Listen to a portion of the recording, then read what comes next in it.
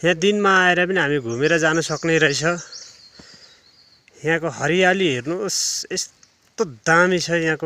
आजको मौसम त हामीले दामी पायो यहाँको।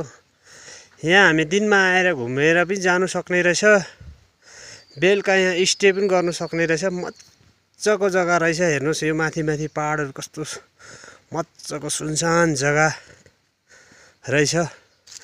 पिकनिक सिकनिक खानु पनि एकदमै दामी जग्गा रहेछ।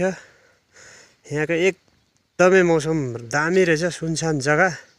यहाँ हामी आएर चाहिँ घुम्नु ओर्नु सक्ने रहेछ। यहाँ चाहिँ हामीले टाइम पास दामी हुने रहेछ। यो जग्गामा चाहिँ, यो जग्गा चाहिँ पिकनिक खाने जग्गा, बाजा साजा एकदमै एभाइलेबल, करेन्ट सरेन्ट पनि रहेछ। पानीको टाइममा पनि सेफै रहेछ। पानी आयो भने पनि यहाँ आउनु हामी एकदमै आउनु सक्ने रहेछ है। मजाको फोटो खिच्ने जग्गा पनि रहेछ यहाँको भ्यू चाहिँ एकदमै दामी रहेछ। यहाँ सुनसान जग्गा, एकदमै सुनसान जग्गा। जसले चाहनुहुन्छ यो जग्गामा आएर घुमेर जान सक्नुहुन्छ। दिनभरि टाइम पास गरेर जान सक्नुहुनेछ। यो माथि गोलीटारमा उहाँ पनि जग्गा सेफ जग्गै छ। यहाँको जग्गा चाहिँ एकदमै दामी जग्गा रहेछ है।